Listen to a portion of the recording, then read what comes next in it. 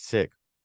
Hi everyone. Welcome back to UCR Empowered, the the podcast where we get black people here at UCR Voice. And today I have another special guest here, Sweden, and we want to have some great discussion today. So why don't you introduce yourself, my guy?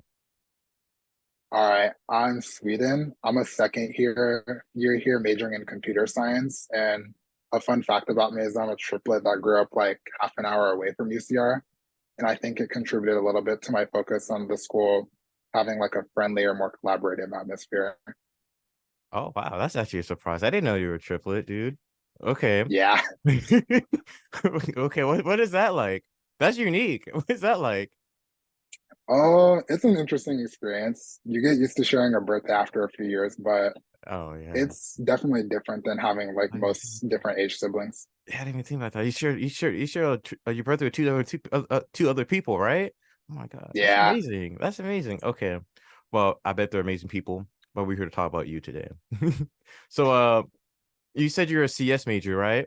So, Yeah, I am. why did you pick CS? What made you go towards it? Was it money? Was it you thought it was cool? Was this like your parents did it? What was it? It was mostly because of how much I liked math. I was thinking like originally majoring in math, and then I realized I wasn't really sure what I wanted to do with that. So Mm-hmm. I picked computer science because I was already good at computers from a young age, and I was like, well, it works with technology pretty well, so I Mm-hmm. think I should do that. What And I kind like of just liked. what kind of stuff did you do when you were a kid in terms of computer science technology? I just spent like a lot of time on computers, like tinkering with settings and just seeing how they worked inside. Oh, okay. You just had that interest. Okay. I see you. So that just kind of led you to doing computer science. What is it like? How is computer science here at UCR? Because you just finished I guess yeah, you just finished your first year here, right? Yeah, I How did. was I'm that? a How was second that? year now. It was good. It was like a new experience having to try to transition from high school to college, but I think I picked it up okay. Okay, what was that? Let's talk about that a little bit. What are some of the biggest differences between coming from high school and then going to university or UCR more specifically? I guess to UCR specifically, you have to get used really fast to having a larger diversity of people. And just Mm-hmm. like it'll help you in your classes because you have more people you can work with, but you just have to get used to like having a higher course load and like having more demands on your time. Oh yeah, I would say that was probably one of the biggest differences for me too. Was one the amount of course load and also the how much more how much more lax the professor are in sense of me getting my work done. I remember back in high school, people my teachers were always like, get this assignment done, get it done now. Don't think about this. Make sure you do it. And I was always hounding it. And also we had a lot of ample time to do it. Like there's many occasions where one of my teachers like, yeah, it's due on this day, but then they gave everyone else like 2 extra weeks to do it. I don't really get that a lot at university. And I think that it is a big difference, especially because you are on the quarter system and and it goes by fast. There's some classes where you have like the midterm on week 3, which is insane. But that's just kind of the world we live in. Okay, so you are actually a very unique individual because you are also part of NSBE, that like me, the National Society of Black Engineer Group, and you are the academics excellent chair. So let's talk about that a little bit. What kind of things are expected of you? What's your role here? So mainly I'm just supposed to try to like extend academic support to other people in the chapter. Like we point people to tutoring that we have at the ARC at UCR, and then Mhm. like the peer mentorship program that we have for like academic and social support to help like freshmen transition into being a college student. Mhm.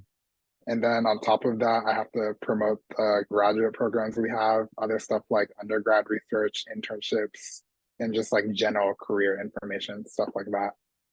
Okay. So what kind of motivated you to become an academic to get the academic excellent chair role?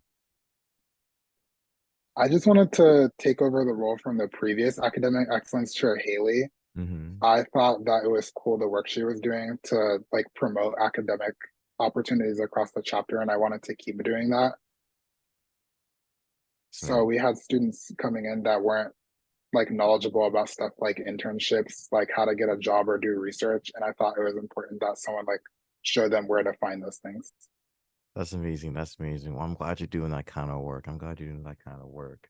So far, what did you have any big experiences or anything that really impacted you while you were working with Haley? Um, I wouldn't say any big experiences. It just made me like excited to work with other members of the chapter more Mm-hmm. because of her like drive to find different ways of like working with other students and like helping them like succeed in their classes. Oh, that's cool. Well, other than the obvious reason of being black, what was what was some other reasons? What made you want to join NSBE? What made you want to join NSBE? I would say I wanted to join NSBE like mainly to like gain like professional development experience. Mm-hmm. Like I didn't see exactly how I was supposed to learn like what I wanted to do in my field yet coming into the school. And I thought it was a good opportunity to connect with other engineers and like see how they were like finding internships and succeeding in their classes. That's cool. Well, let's talk about that. Because you are the academic excellent chair, well, do you have any advice for anyone who's like a freshman or transfer, or really just anyone that are trying to get internships or find these opportunities? I would definitely say look at the Career Center and the programs they have as one example. Mm-hmm. But if you feel like that's not in depth enough or it's intimidating for you, you could also like ask upperclassmen. Like for example, I asked my mentor George a lot Mm-hmm. about like his advice for getting internships and how he landed his in electrical engineering.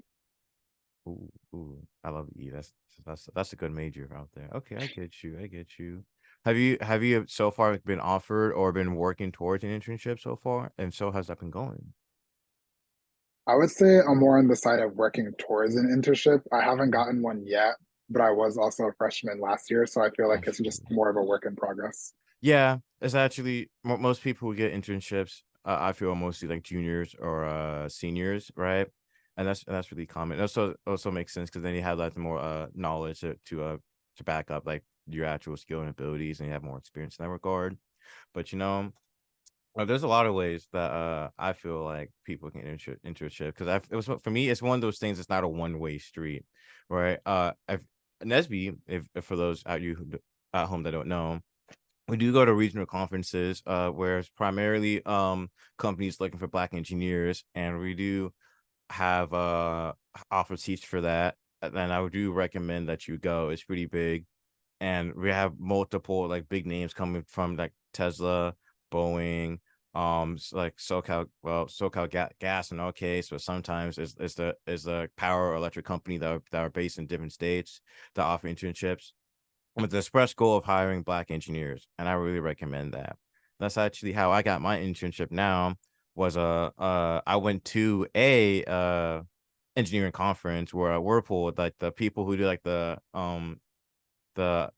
appliances like washing machines, dishwashers, whatnot. That's actually how I started that's actually how I got my internship now, which has been pretty good. It's been pretty good. It's fun. Asked for a remote position because I have a lot of stuff because like I'm also part of NSBE, and I'm the program chair.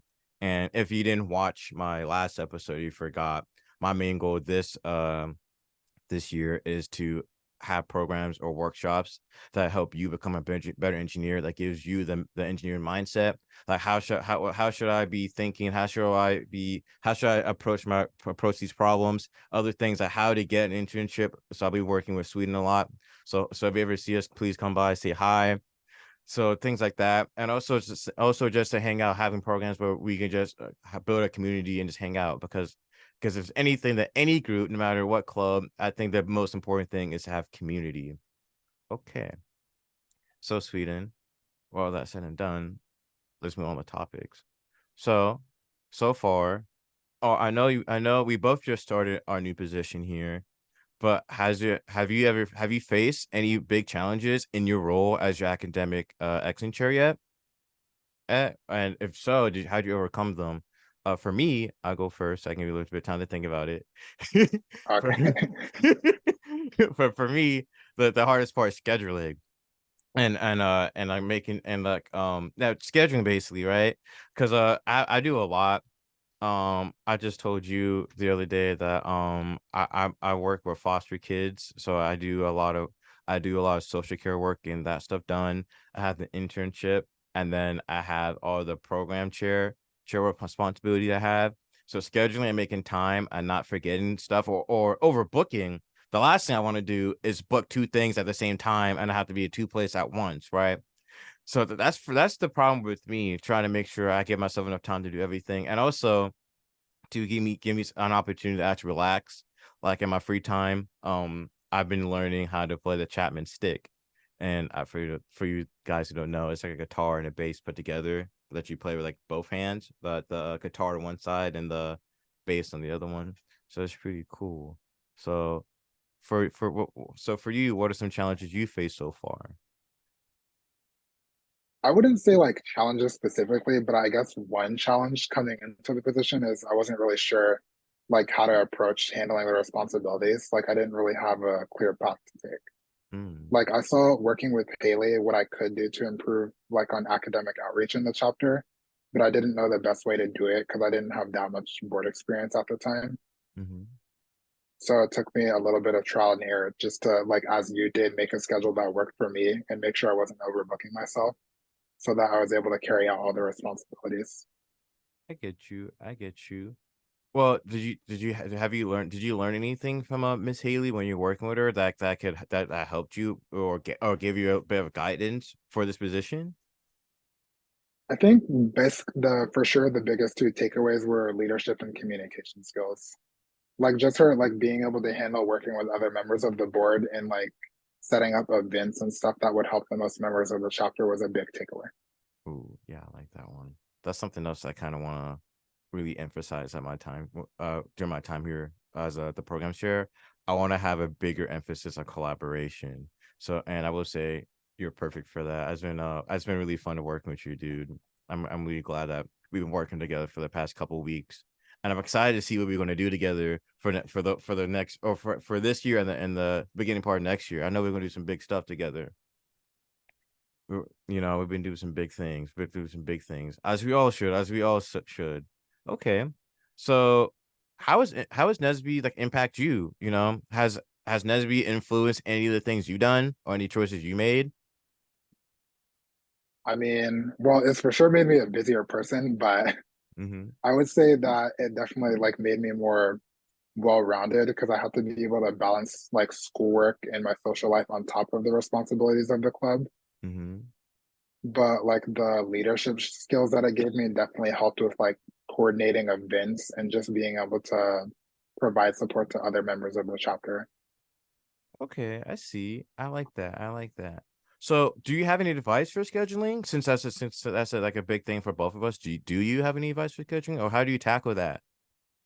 Well, my personal favorite is just using like Google Calendar Yeah. because you need to be able to see like on even if not a day-to-day basis, like throughout the week, exactly what you're doing at each time of the day. So you're able to fit everything in and not like overload yourself.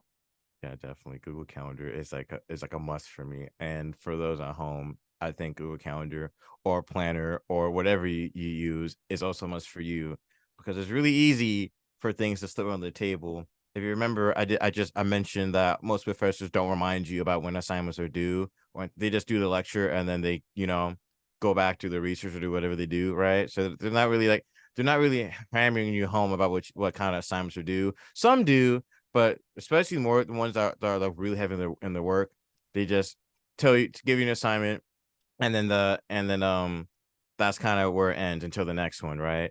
So for me, Google is a really really important thing for me to use, and it's nice because you can set notifications on it. So so let's say you have an assignment due at midnight on Tuesday, right? So you can set a notification for like Thursday, or my bad, I said Tuesday. So set a notification for Monday, the day before, so you can have a heads up. Oh, I need to get this done. Another thing I do personally, I use sticky notes. These on my table here. Here, it's just a bunch of stuff that I need to get done. So every time I come here, sit down and do work, I can look at this and be like, oh hey, these are the things I gotta get done. And I like it because it's a bunch of different stuff. You can't see too well because my camera's not that great. but like I have stuff for like work for NSBE. I got stuff for the drone team that I'm a part of. That's responsibilities. I gotta do that. And also I got stuff for like just stuff that I want to do for myself, like personal, and preparing for like the next school year and stuff that I want to other stuff that I want to learn. So that's one way I do it. I like sticky notes. It's really cool because I'm a physical person. I like having things that I can like grab and see, So that's one of the ways that I do it.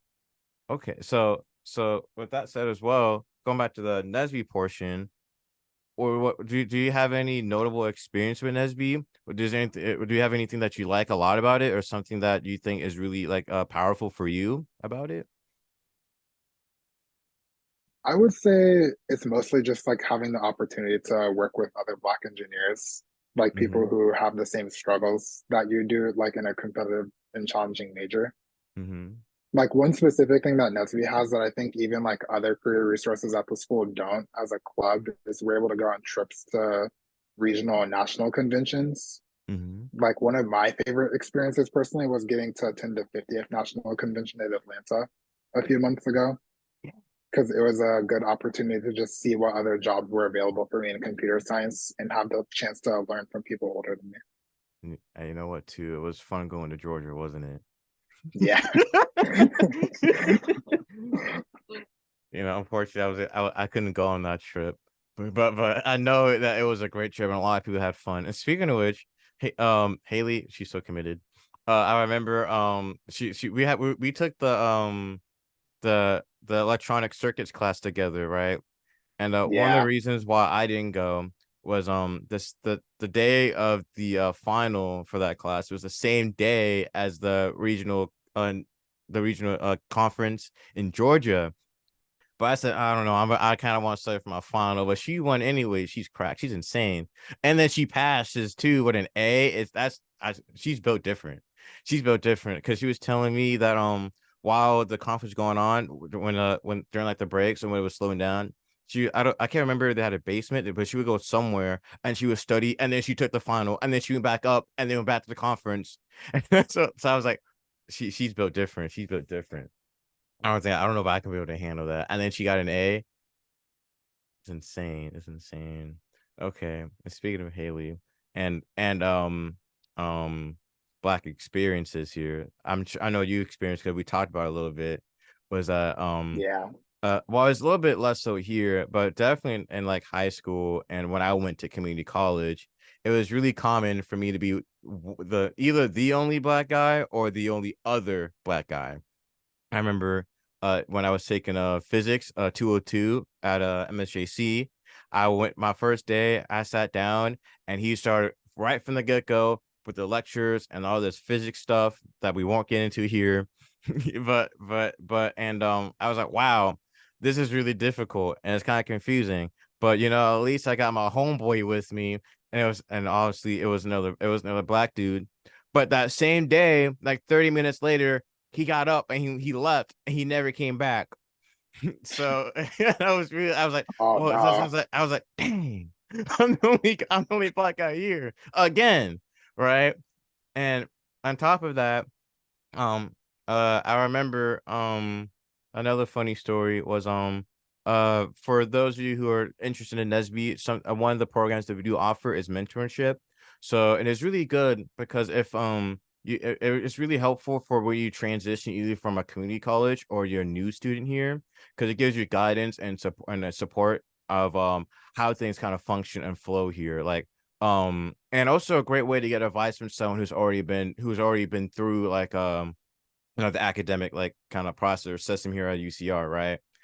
For me, my mentor was actually Miss Haley, right? She was my mentor, and it was funny because when I signed up, I got a bunch of text messages from this unnamed person, and I was like, oh, okay, whatever, right? I just kind of want to meet them in person because I thought it was some automated system, so I go to my electronic circuits class, right? Wondering, I'm excited to meet my mentor, right? So I get up from my seat after the class ends, and then Haley shows up. She's all like, "Are you Wayman?" I was like, Yeah, but how do you know that? I literally it's my first day at school. How do you know who I am? And I was like, oh, well, because I'm your mentor. So, oh, it's so nice to meet you, Miss Haley. It's amazing, right? And I was like, okay, well, how did you know who I am? By just looking at me. And then she looked around the room and she said, well, you're the only black guy in the classroom. So like, I was like, oh yeah, I guess I was singled out. I guess I would single it out, right?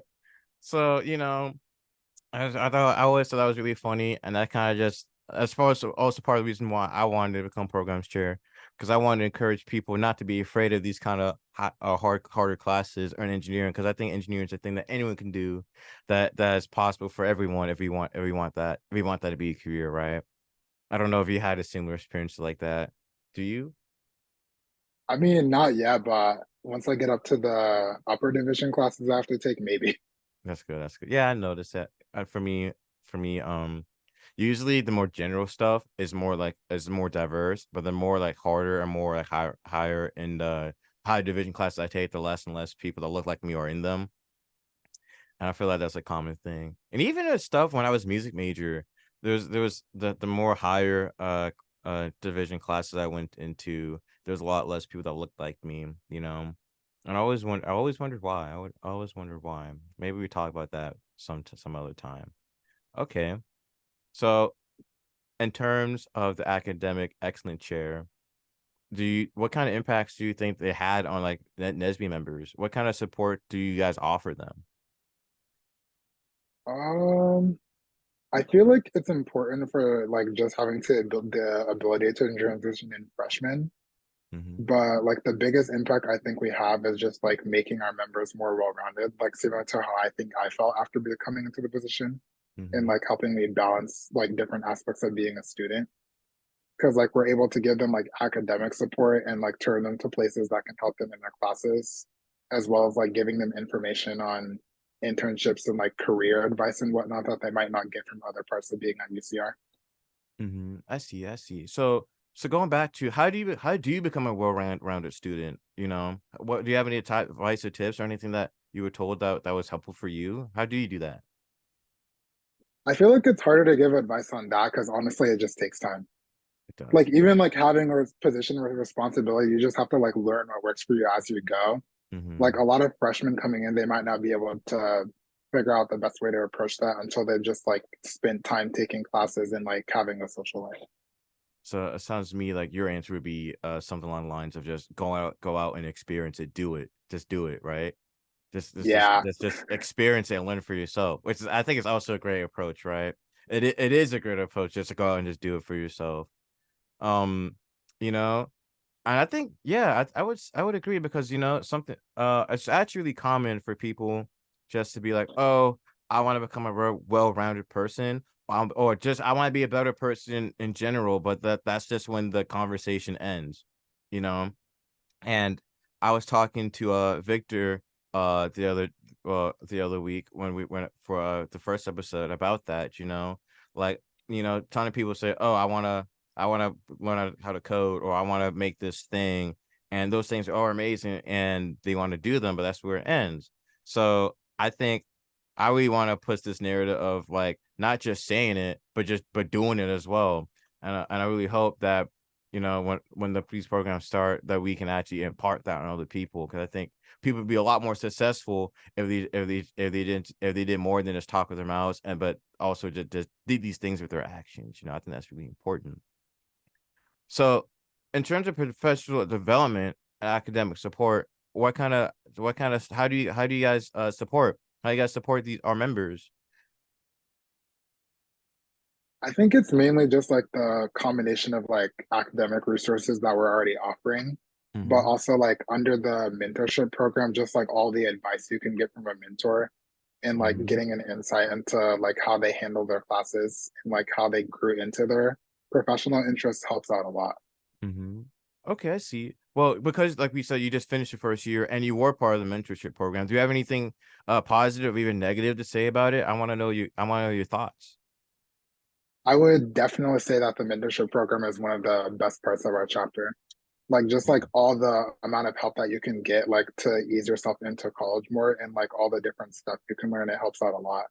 Like I would say George, who he graduated now, but and was a different major than me, but he definitely gave me a lot of help with like handling computer science classes and like getting used to the environment at career fairs and just seeing what jobs I would be interested in. What kind of help did he give you? Do you think we can get a little bit more specific? I think like one of the first things he ever helped me with was like scheduling because I Mm-hmm. was asking him like how do I like handle my classes like just because I wasn't actually sure how to like handle it yet and I was like Mm-hmm. not allocating my time well and he helped with that by just saying like use a planner or a calendar of some sort like he does Mm-hmm. with his classes. But then also when we were getting later into the year and starting to plan for like the conventions and the outreach for other jobs Mm-hmm. is when he was talking about my resume and like helping me touch up on that. Okay, okay, I see. So it might be a little bit personal, but do you mind sharing what he told you to change or how to improve your resume? Well, on my resume, he Yeah. actually said it looked pretty good for me for a freshman. So he just wanted me to focus on like the formatting. Oh, that's good. That's good. And I didn't have the same experience when I showed Haley my resume. Ah. I handed it over to her and she was like, yeah, that's a resume that would probably be put to the side with the other ones." And I was like, "Yeah, yeah, it's one of those that you looked at it, yeah, I've seen enough." And then you just like so that was a big help for me, the resume part. And that was actually one of the things that I used to get this position during my speech. I actually showed my first resume on screen for everyone to see. And it was funny because I even asked, "Hey everyone, what's wrong with my resume?" And Lord, everyone raised their hands. They had something to say about it. They all That's had something to say about it. It's 2 pages. Frick, it's too long. The skills are irrelevant. It was like, yep, yep, nice, cool. But I really like doing that because one, it kind of showed me that hey, that's nice that Nesby members or are learning these bad habits or bad things that don't make your resume stand out in comparison to others, and also it gave people like a little bit insight of what I could do and think kind of showcase my abilities to kind of talk about these things. So resume building is actually one of the things that I was really thankful for getting help with because CVs, resume, and interview process it's a lot. It's a lot and it's hard. My sister is trying to get a job right now, and I always tell her, or really anyone who's trying to find a job, it's kind of a catch-22, especially if you're trying to go for your first one, right? You say, I don't know, I want to work at Walmart. I said, okay. So if you want to work here, you need experience in like customer service or like stocking shelves. Well, this is my first job, so I don't have experience. Oh, well, I can't hire you then. Well, how do I get experience? Oh, you need to get a job. And it's like, what? So, what can I have a job? Well, you don't have experience. So, you know, so it is really hard to get that first one or really the foot in the door in a bunch of careers, right? And there's no straight paths. There's a lot of different ways to do it.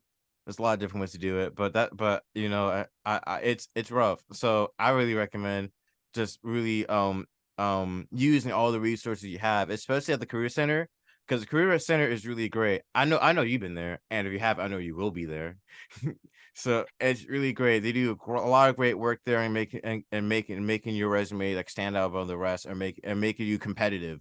Last thing you want to do is have a resume that isn't competitive, that was like mine, that you glance at, you look at the name, and then you just chuck it and go to the next one, right? You want to make yourself stand out. I was like, oh yeah, this is a this is a guy that I would want to work with. Um, one of the a quick advice for like CS majors, and you can attest to this or completely disagree with me if you think I'm wrong. Something that I learned was that let's say you want to get a programming job. Don't just say, "Oh, I know C++ plus plus," or "I know Python," or "I know Java," because that can mean anything. That can mean like, "Oh, hey, I can do Hello World." oh, I can do like one string, or I can make like, I can do like simple calculator, right? And yeah, those things are cool for like first time learners, but when you doing like really much more complicated tasks, like organizing, sorting data, or shifting through data, or working at the front or back end of a network system, or whatever, that's not enough. That's not enough, right? So you need to be more Yeah, specific in what kind of projects you've done with C++, because all C++ tells me is that you know the name, you know it exists, you know this language is a thing, and that's not really enough. So do you have any advice for anyone trying to find a CS job or really work in the CS career? honestly, I don't even like completely have an answer yet because obviously I'm not there yet. But That's okay. I We'll would have say a from what I've learned so far, mm-hmm. that you kind of just have to like find your niche and what you enjoy working on. Mm-hmm. Like, for example, to be a software engineer, like say you're interviewing for that, you obviously like you said, you can't just say I know C++. plus plus. Like it Yeah. could mean you've written 10 lines of code, but they might need Exactly. someone who like knows how to manage a server. Exactly, right? Exactly. So that was a big revelation for me because I used to put that all the time. Oh, I know Microsoft Excel. I know C++. I know how to use Microsoft Word. Those great things are great, and those things can get you really far. Especially because we were just talking about yesterday actually about Excel's esports. Those guys are insane. Like imagine you want to get on that team. If you just say, "Oh, I know Excel," that's not enough. That's not enough. The type of like work and account simulation, and also this has nothing to do with NSBE, but I think it's really fun for everyone at home. Just look up Microsoft Excel esports and just see the kind of crazy stuff that goes on in that competitive space. I had no idea that you can make a competitive sport out of spreadsheets. That's amazing to me. That's amazing to me. And you were saying this yesterday. That's one of those things that you have to know every shortcut in and out, or you just won't be competitive. You just won't be competitive. Okay. Well, from the perspective of or concept or whatever words you want to use, I'm nervous. Okay, this podcast thing is kind of a lot, but I'm gonna get Yeah, it. I can see. I'm gonna get it. I'm gonna get it. But from your perspective as a computer science major, is there anything in the computer science space that interests you?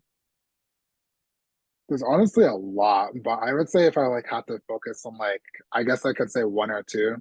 Like AI is definitely like the top one. Like it's Mm-hmm. used in like almost everything that comes out in tech now. Like you're Mm-hmm. looking at like how it's used to generate stuff on social media, like Mm-hmm. stuff like text generation, like ChatGPT, you can use it for lots of different stuff now. Oh yeah, And I that's think it'll have like an even bigger impact the more it grows and the more the company is able to like figure out what direction they want to go in open AI. okay. Well, because you're a computer scientist and working towards working in the and working towards getting in the field, what kind of insights do you have on AI? Because I was sitting down, drinking some water, watching the TV, and I saw an ad for I don't know the term because I don't play golf, but a golf stick. I'm gonna get yelled at. Like one of those like a driver or like the thing where they were selling golf sticks now, and they had integrated AI, and it's like, why would you need that? And I was like, why do you need that? And granted, I know you don't need it in everything, but what kind of impacts do you think AIs will have in the future? Any insights or any ideas? I'm thinking, at least as one example, it could be used in finance, like to make it easier for companies to like, let's say you want to generate a model for the stock market, like Mm-hmm. that already gets done in real time based off of like previous sets of data of how the stock market performs. That, Mm-hmm. but something like that would be made like way, way easier with more advanced AI. That's true. That's true. I see that. I see that. Okay. Well, what made you want to go in AI? What's so interesting about that to you? I know it's it is a difficult thing to do, especially with how it learns and whatnot. So what made you kind of want to be like, yeah, AI is the thing I want to work on? I think for me, well, mainly because of like its relation to math, because to make predictions using the data sets that are used in AI, it's like lots and lots of math behind it. And I think that was interesting to me just because of like you can use something as simple as like adding and subtracting numbers, like in how statistics are used to make even bigger predictions and eventually be used in a model for some like something with real world impacts like how social media is used. I get you. I get you. That is actually that is amazing. I will say that. And the amount of work and how the speed it can do it is really big, you know. So another thing I want to ask you, how do you feel about AI in being used in like the computer science space in terms of writing code? Uh, I think You worried it's or I'm kind of you're not 50-50. worried? I don't think I'm that worried. Okay. I'm kind of 50-50 on it because like I think it'll help like with smaller programs it'll help a bit because like you don't have to spend so much time on like repeating yourself writing code that like you could write in like in your sleep almost. Mm-hmm. Like if you're writing like basic code for like setting up variables or like just like initializing a game or something, Yeah. that'll be a lot easier with like something generating code for you, Mm-hmm. just like the basic stuff. But I don't think it's to the point where it can write like really complex programs for you. Like it's not you can't use AI to do something like make like a tic-tac-toe game by itself or something even more complicated like say, COD. Yeah. Yeah. Like you cannot use an AI to do that with like all the graphics involved and stuff in the like complex code. It can't do something like that yet. That's true. So That's I'm true. more worried about like the impacts it'll have on like more I wouldn't say more basic, but I guess like easier to get jobs and like handle like manufacturing, like stuff Mm-hmm. that can be automated. I think that'll have a bigger impact. So like things that you don't necessarily that are like scripted, right? Where it's really easy that like you just inputting data, right? Is that kind of Yeah, stuff I would say. like you just like you put data, you get data from something else or whatever person, and you just input it or code it into a system, that kind of stuff. Yeah, I would say stuff like that more. Like I it'll see. replace jobs, but I'm not as worried for like I guess computer science as a whole because those are the jobs that it would transition to when more people have to like manage AI and like take it in a different direction. So as a whole, you're not worried. You don't think it's going to affect it because I know. Well, usually when the topic of AI comes up, job security is on the line. A lot of people are worried about job security. You know, or like Yeah. one of the bigger ones or one of the ones that people at home might know is AI making art. You know, taking away like and using like their work to learn from it and make maybe not the exact same thing, but something similar or inspired from it, and that whole like debacle. You know. So I can see that, but I think my take on AI and just know that in these podcasts, whenever me or anyone from NSBE speaks, we're not speaking for NSBE, we're speaking at a personal level. So if we say something wrong, and we might, I'm not, I try to keep these podcasts really casual. Is that I don't think AI is going to have that big of effect on the computer science sphere or either, because I feel like I kind of agree like most of the more complicated stuff, like, you can't just type, you can't make a prompt like make me a Call of Duty game and it would do it perfectly. Especially even though they kind of have got a lot more formulaic now, I don't think it's going to have the creative process to be able to do that. So I feel like in terms of people who are actually knowledgeable in their work, I don't think it's going to be that big of an issue. But I will say that I think it will make it a lot more easier for you to enter the door of coding, and also it's going to make a lot more or it's going to make a lot more like fakers, people who actually can't code without typing in a prompt to chat GPT, or like this is another one that's really common too. I can't remember the name, but it's like an extension for Visual Studios where it writes or helps you write code. It's actually kind of helpful, but Oh, Copilot? Copilot, I think that's what it's called. I think that's the name. Yeah, Copilot is really helpful. It's like it is actually pretty cool too. You could I remember my friend was showing me the other day, and it was like it just asked to it make a program that counts how many letters, how many like sets of words are in a line of or in a paragraph. and it did it perfect, real quick. It's something that would take me like 10 minutes to do. Right. Well, granted, it's not that long, but 10 minutes to do. It took it like half a second to generate and do it. And I thought that was actually pretty cool and pretty helpful, especially if it's like a small part of a bigger project. It can save you some time. It can save you some time. But I guess you can make the argument too that is actually really common for people to use code from other stuff. I mean, I use it whenever I make code for my other projects. I grab code that I already written and put in other stuff because I know it works. And sometimes it ruins it, but most not. It doesn't. Most of the time it doesn't. Most of the time it doesn't. It don't. Words. Okay. So do you have any other things for computer science that kind of like excite you or that you like about it? I guess it's kind of related to AI, but I would say machine learning too, Mm-hmm. just because it's interesting to me, like that predictive aspect. Like I think it's important that like we have a field that can use data to like study like do stuff like study trends or make models for other fields that use lots of data. Mm-hmm. Like besides finance, like stuff like say math modeling for like theoretical math, I think is another use for it that I think is interesting to me. Okay, okay. Well, what are your opinions on like more math-based program like Math Lab or I can't remember the name of it, but I know Python is heavily used in math too. So are you like big fans of those things or do you have any big experience with using those? I have some experience with using Python, Mm-hmm. and I think those are important in machine learning too, just because they're like the easiest programming languages to use to like Yeah. for anything working with data, really. Mm-hmm. I know that. I know, especially Python. I think Python is more common than MATLAB. I wouldn't be surprised by me saying that. There's some people like MATLAB. What that? What's that? What's that? But don't worry, you're gonna learn what it is when you come to UCR. At least if you're an EE major, I know that. I don't know if you. I think if you CS major, you have to take it as well. But I know I had to learn it for when I was taking linear algebra. But but yeah, okay. I get you. I get you. Python is actually kind of like easier than C plus plus. I don't know. Well, there's some big differences between it that makes it easy. That kind of makes it easier. But I kind of like C. I'm a C plus man myself. I'm partial to C plus plus. I'm biased. It was the first one I used. It was the first one I used, and I know so. And I kind of like. I know uh that because I started with it first, I kind of like it more than other ones.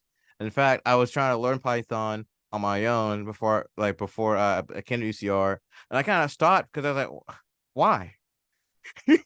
Why? I like C++. It can do everything that Python can, But you don't know. And hey, for those at home, um, it doesn't matter what language you learn. Just pick one, live it, learn it, love it, and you'll find a job. Okay. And I will say most skills, especially you start with C plus plus, they transfer really well to like Python or Java. And they're pretty not necessarily similar, but they have similar quirks to them. Okay. So as the program that's actually no, that's me. I'm the program's chair. As the academic excellence chair, uh how do you plan to balance your demands of being a CS major and being having this position at NSBE? I mean, I guess I would say just like keeping up with the schedule that I have set so far, Mm-hmm. like using a calendar. Like the most efficient way that I've found works so far is just setting aside time each week, like some time to do like classwork, homework, and just studying like different topics and classes that I've learned, Mm-hmm. and then splitting it between like events and meetings I have to do for my role in the chapter, and like Okay. being able to keep like separate the two kind of and make sure that I'm not like doing like taking on too much and getting everything done, I think is what worked for me the most. Okay. So straight up and be as honest as possible. How hard is CS as a major here at UCR? Don't sugarcoat it.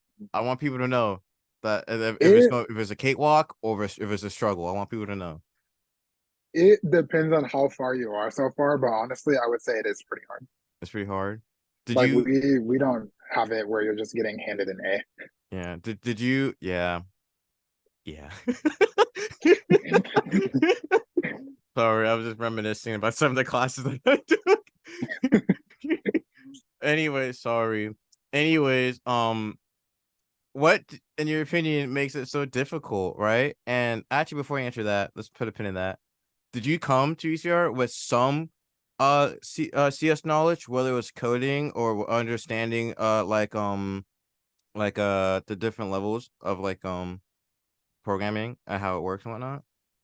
Yeah, I would say like decently. I had a pretty good understanding just from taking like AP computer science classes in high school Ooh, and then programming a little bit in my free time, but not too much. okay. I don't think I had any for a couple of reasons. I was kind of dumb when I was in high school. And then second reason, I like music. That was the thing I wanted to. So why code when I could just play my instrument, right? Yeah, I I get didn't that. start coding until I decided I want to be become an EE major, you know. And it's been fun. I like EE. EE is kind of fun. I like shocking myself, you know. It's fun waking up with a little bit of joy in my system. Okay. So to you, what makes CS such so hard a major here? Is it competitive? Well, it's competitive really anywhere you go, but it is fairly competitive here. I actually didn't Mhm. get into it when I initially applied. Oh, okay. Oh, you applied to UCR twice, or applied to be? Do you applied to be a CS major twice? I applied to be a CS major twice, and I only got in the second time when I transferred out of computer engineering after like finishing up my winter quarter of my first year. That's right. I remember when we first met. You told me you were a computer engineer, and I was all like, Yeah. "Hey, you need to switch over to EE." Because that's what I mean, and I'm still like that. You need to switch over to EE. That's the cool stuff. EE is a great balance of CE and computer science. Even though I know that's what computer engineering is, but let's not talk about that right now. And EE and EE's where the cool stuff at, you know. But okay. Well, anything else? Any other reason why you think it's so hard? I think it's mainly just like how abstract the concepts are. Like if Mhm. you're talking about something about like once you get like really far into your classes, like say graph theory, you're not gonna have any idea what that is unless you've done data structures. But like learning how to like figure out how Yeah. to like visualize stuff like that and like write it down and understand it gets like really, really difficult the further you get into your classes. Ooh. Because at some point it's less programming and more like math and theory. And I think that's what makes it so difficult. Yeah, you know, because I feel like I always say this, and this is a bit more. This is a personal take.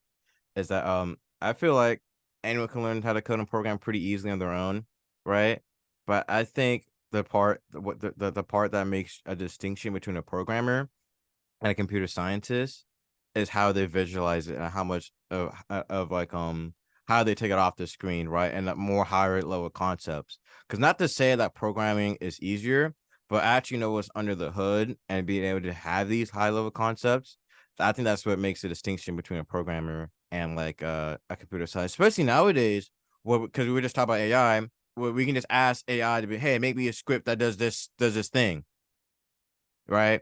And I think it's really imperative now, especially if we want to go in the CS field as your primary as your career, like a software engineer, as you're able to distinguish yourself or give a good reason why they should hire you and not just use Chat GPT, you know? Yeah.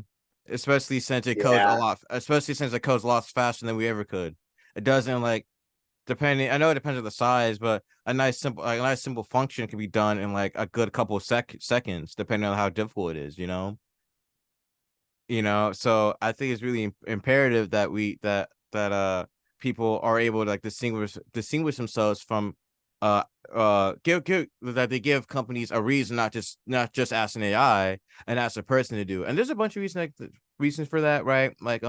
We need a more creative person to do it, or more original work, because AI isn't gonna make anything new.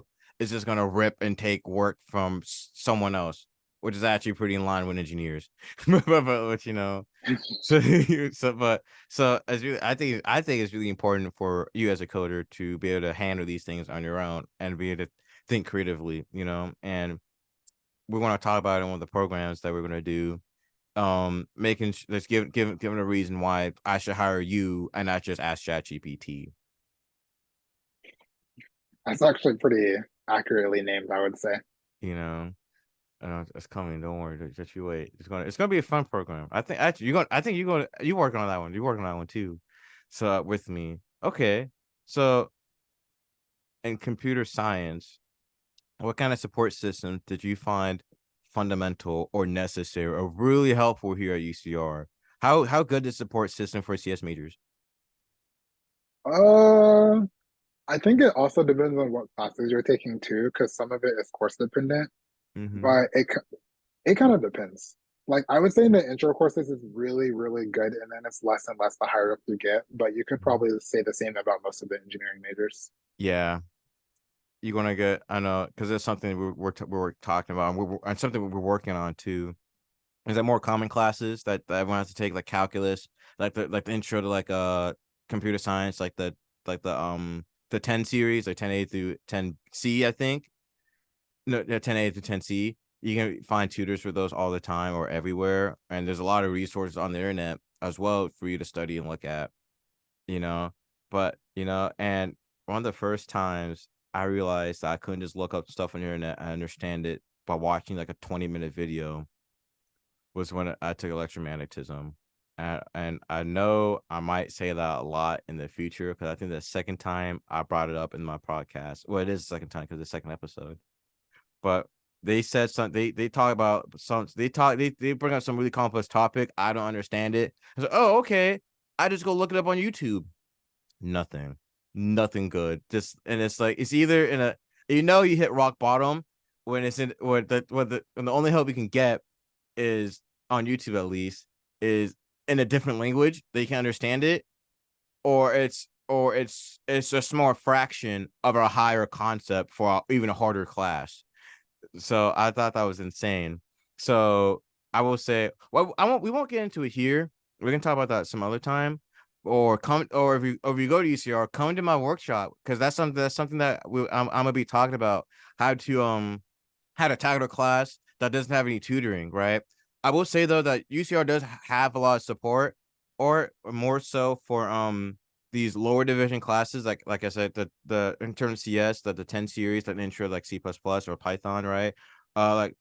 Math class that everyone has to take, like I don't know, like algebra, the calc series. I know there's some on differential equation as well, you know, like so those kind of classes that a lot of people have to take, you're going to find a lot of support on those, or even support that are even outside the school. So, and as I said before, use your resources. I see too many times where people get these things or have opportunities to get these resources, but they don't use them for one reason or another. Use them, make your life easier, right? Make your life easier. Okay. Well, in terms of that, do you have any advice to give in terms of that? Like in general, or like more like specific classes. Let's talk about more specific classes. Like let's say if I was a student and let's set this up, right? Let's say I was a transfer student and I did the intro series, right? I did like the 10A to 10A to C series, and I'm going more difficult CS classes, right? Where finding help is a lot more difficult. How would you go about that, or how did you go about that? Well, I would say for sure you need to take heavy advantage of office hours. That's like the one resource that stays consistent no matter what class you have, Mm-hmm. because there's going to be TAs for most classes you have to take. That was a big help Yeah, I because would it's like agree. consisting of tutors who have already taken the class and can help you with specific assignments or projects. I would agree. Hey, folks at home, go to office hours. Make sure you go to office hours. It's important. And I will say that the professors are paid to have office hours. It's a requirement. So go. And if there's a schedule conflict, talk with them because that's one of the best ways for you to learn the subject. And also too, on the subject on internships or research, has to be more specific. It's a great way to get a more personal relationship with your professor, because something that was new to me come going leaving the high school life and going to college, right, was how less personable relationship I had with my teachers, right? Because I didn't necessarily see them every day anymore. Back in high school, I saw my math professor or teacher every day, or I saw my English teacher every day, and we were able to get them to know them as a person because the kind of personality kind of shine through them while they were teaching. And not that that doesn't happen. I mean, everyone has their own teaching style, the person that's shine through them, but it's a lot less if you only see them like once or twice a week, you know? So I really, really, really encourage those to go to office hours, or and also it's a great way because you have questions. You can have uh a question answered from a professional right then and there who has studied in the subject, especially if it didn't make sense to make sense the first time, which it won't. It won't make sense the first time. So then that's normal experience. So that's something I would say. I mentioned this I think before, but I used to think that when someone's or the professor says something really complicated and hard or just lectured, and I was like, what is he talking about? Like, how am I supposed to understand this? That's common and that's normal, and you're not dumb for thinking that. You're not dumb for thinking that's a really normal experience, but that just means you need to start asking questions and asking questions as soon as possible.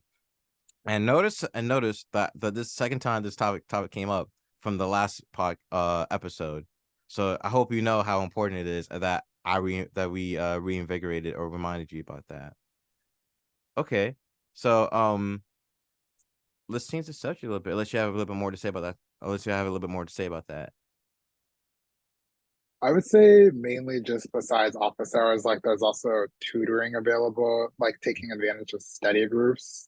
Like those Mm-hmm. are all options that you have available to you just to maximize your chances of understanding the material.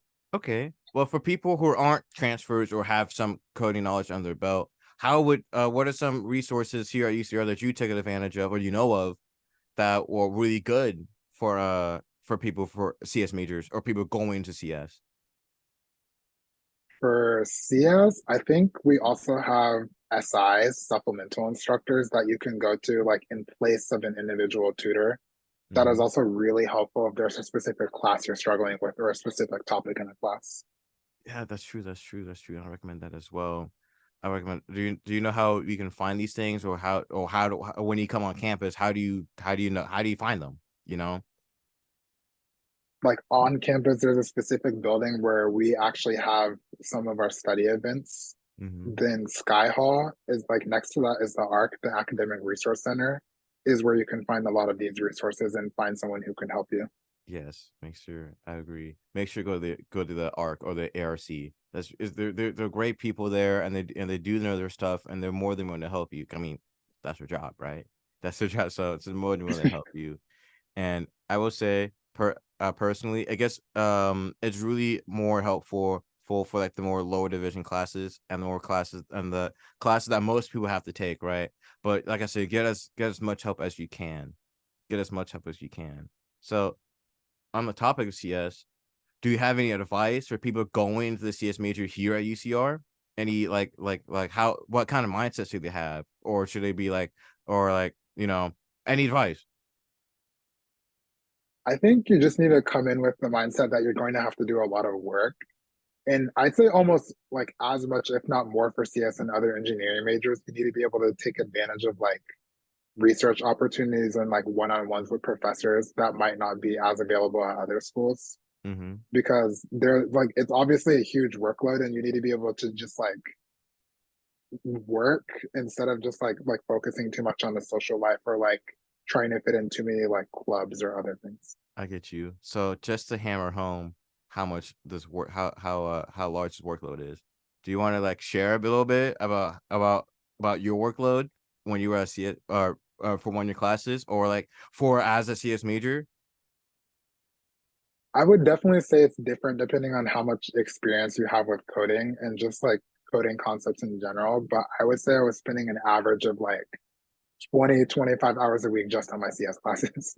Ooh, I think it's same for me. Um, for me, the second hardest class I've taken at UCR was CS10B, and that's like the part two from for C++. Uh, and I had some C++ knowledge, and I already had the experience from CC doing it. So, and for me, the actual content wasn't the hard part because I knew it already, right? I knew about recursion, hated it though. I knew about recursion. I knew about encapsulations. I knew about functions and setters and getters and all this other stuff and pointers, which is actually, although I hate pointers too. I hate them, but who doesn't, right? But the thing that made it hard for me was the amount of work I got. And it was one class too, one class on top of three other classes I had to take. I had a programming assignment, I think, every week. I had a quiz every week, and we had to read through a textbook. It was an online text with Zybook. And I know you know this, but fun fact: the creator of Zybook was actually a professor here at UCR, and I thought that was actually pretty cool. I know you probably know that. I mean, that's kind of like a UCR thing, but the person who makes iBooks, if you use it for your CC, or maybe if you use it at high school, it was made by a guy who worked at UCR, and I don't know his name because I never took any of his classes, but I know he was a really cool dude. But back on topic, it was the workload. I had the programming assignments every week, and the quiz every week, the lecture notes I had to take and study for, and and also on top of the programming assignments, I had like there weren't necessarily tests or quizzes because for that course I didn't have a midterm or exams. We just had one final. So we had big programming assignments that were more complicated, and I can't necessarily remember them, but the amount of work that we got in a short amount of time took up a lot of my time. I think I would spend like 30 or 40 hours a week on just one class, and it was really difficult. And that's saying something because I'm not a CS major. I'm an E major. I hate CS. Sorry, I don't mean that. But like, like that's saying something. It was insane, and I hope um that when you come here that you're under that you come here prepared to take on this workload, especially because 10 weeks goes by really fast, and you got to learn, and you have to learn stuff quick. Oh, wrong hand. Quick. Okay, so I really hope that we can impart that to you. Okay, so we're coming near the end here. I think I forgot my timer, but I'm getting kind of hungry, so I gotta eat. I gotta eat. uh Yeah, I feel you. okay. Do you have any last before we go into closing, do you have any last advice you get at CS, or any experiences that that that you think are important for people to be aware of as a CS major? I think besides like handling projects and like getting used to like having really big programming assignments, because those are like I say like almost universal for every programming class you take up until you get into like the upper div more theoretical classes. Mm-hmm. Is just like trying to like use the classes as an opportunity to narrow down what you actually like about the field, because computer science is pretty broad, Yeah, and you can't just like graduate and say I want to work in computer science. Like that can mean a lot of different stuff. that's Like if true. it's whether it's working as a software engineer, like something more niche like algorithm design optimization, like you need to Machine like learning. have an opportunity to figure out what you want to do, and your classes are a good way to do that. Okay. Yeah, I would agree. Yeah. I think I would also say that goes for all other majors. So if you're not a CS major watching this, or if you're somewhere cool and you're an EE major like me, I would agree. I would agree with that as well. It's really broad. You're going to do like PCB design, or you can work on lights, robotics. I'm not going over it because I already said it. But yeah, I would definitely agree. So do you have any plans other graduations? I know it's probably going to be something along the lines of working in AI, but do you have any plans other graduations, or what are your goals? I'm just like besides like having the opportunity to work with the chapter a little bit more Mm-hmm. before I like fully transition into working, I definitely am the most interested in working in some sort of like machine learning or algorithm design research position, Mm-hmm. just because those are the two like subfields of computer science that interest me the most. Ooh, I see why. Those are pretty cool. Okay. So do you have any so as the academic excellent chair, what are your goals for this year for your position? What are some of the things you really wanna change or really wanna improve on?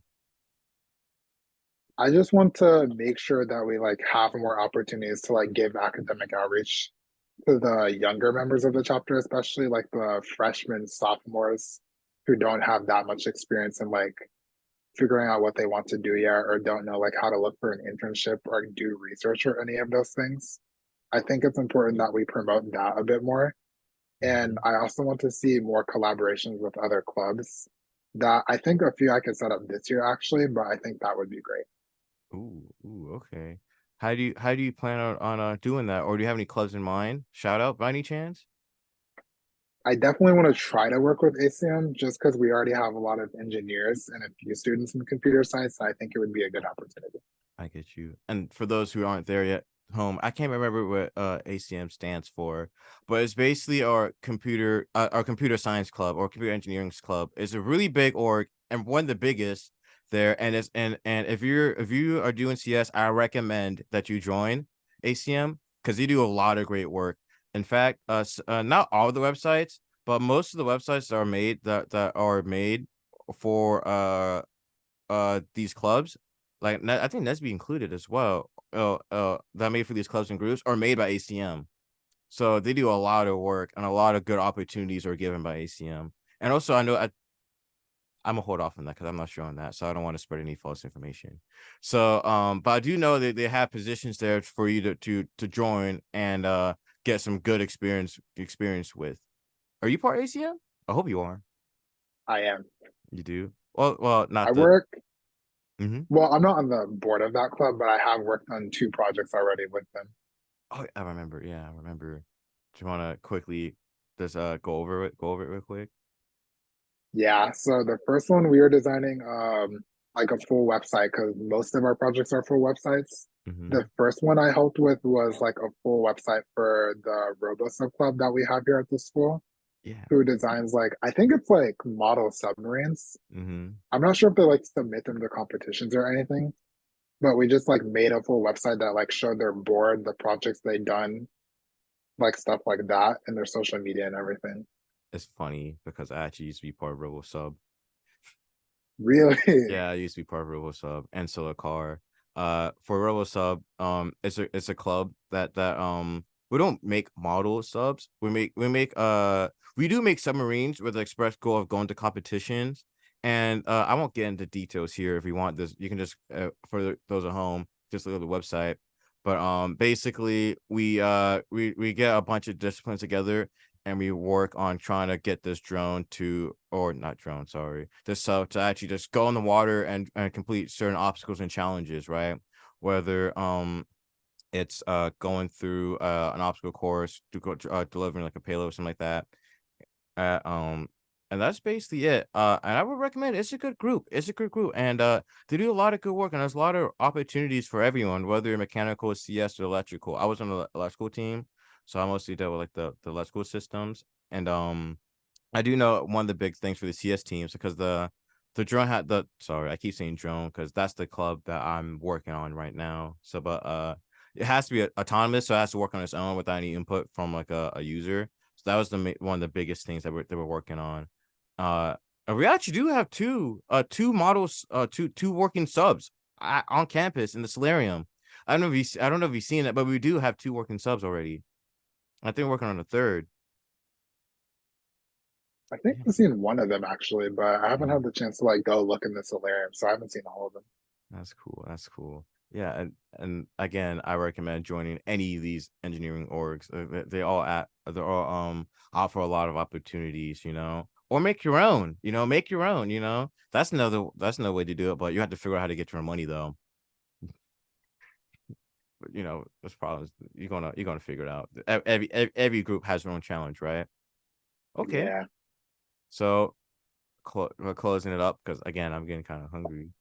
Uh, is there anything you'd like to share about your journey or any advice you can get to any current or future NSBE members? I just want to, I guess, express that I'm like really very grateful to get to where I am now and have the opportunity to work on the board for NSB. And I think that an important aspect of like being at UCR and first coming into college is just to like you have to focus and work hard to get to where you want to be academically. but Mm-hmm. also like set aside time to try to narrow down which parts of your field you like and be able to balance that with like having a social life. Well said. Well said. Well, with that said and done, Sweden, hey, I really wanted to thank you for coming on the show today. It was fun. It was fun talking with you, and I hope you had a good time talking with me about all these things. And you feel free to come back. Feel free. Yeah, we can see for sure. Yeah, feel free to come back. Thank you for coming along to the UCR Empowered podcast. It was great having you all here, and I hope you got some knowledge or a little bit insights in like the CS major and a little bit about NSBE and the academic resource. I mean, academic excellence chair.